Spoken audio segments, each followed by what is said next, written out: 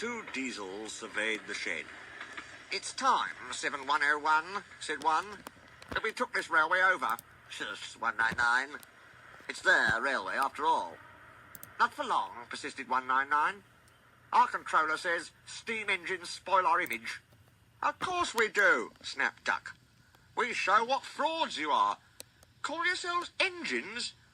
If anything happens, you care nothing for your train.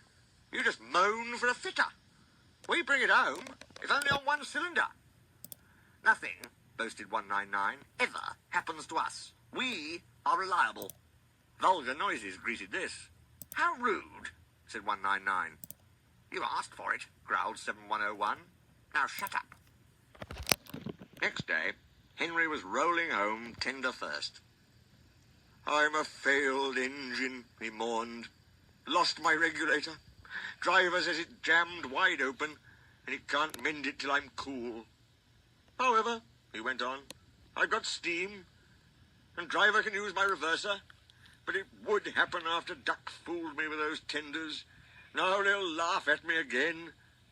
He reached a signal box and stopped, whistling for a road. Opposite the box, on the up line, stood Diesel 199 with a train of oil tankers. Worse and worse, thought Henry. Now old Reliable will laugh at me too. The signalman came out.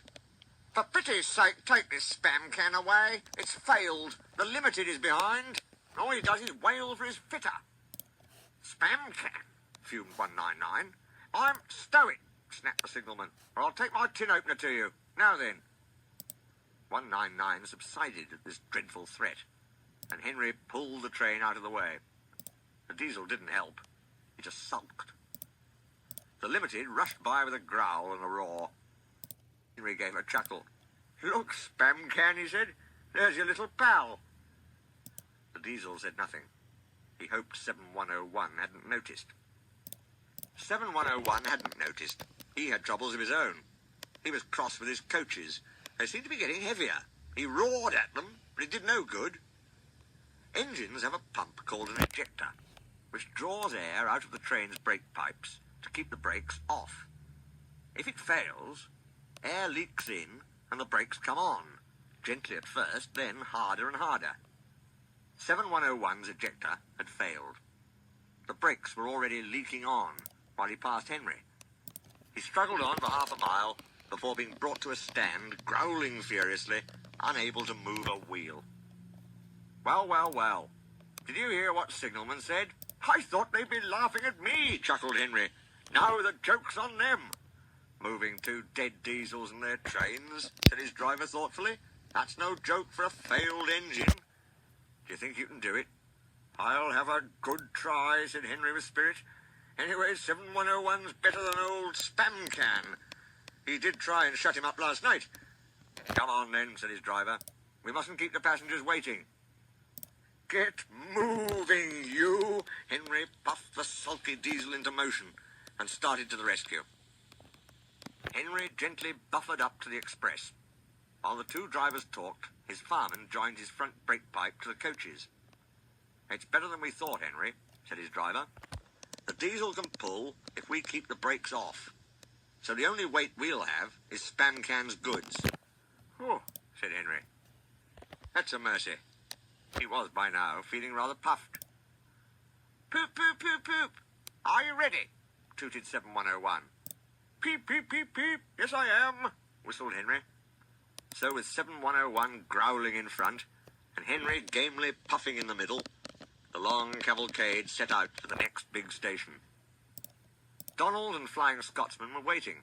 They cheered as Henry puffed past. He braked the coaches thankfully. Spamcan and the tankers trailed far behind. The passengers buzzed out like angry bees, but the fat controller told them about Henry, so they forgot to be cross and thanked Henry instead. They called him an enterprising engine and took his photograph. They were thrilled, too, when Flying Scotsman backed down on their train. If the guard hadn't tactfully shooed them to their coaches, the train would have started later than ever. Donald took the goods. "Return 199 to the other railway," ordered the fat controller. "I will write my views later." Henry and 7101 went away together. "I'm sorry about last night," ventured the Diesel. "That's all right. You did shut old Reliable up." "And," said the Diesel ruefully, "made a fool of myself today, too." "Rubbish. A failed ejector might happen to anyone. I'd lost my regulator." "You? Failed?" exclaimed the Diesel. "And yet—" His voice trailed away in admiration. "Well," said Henry, "emergency, you know. Trains must get through." 7101 said no more. He had a lot to think about.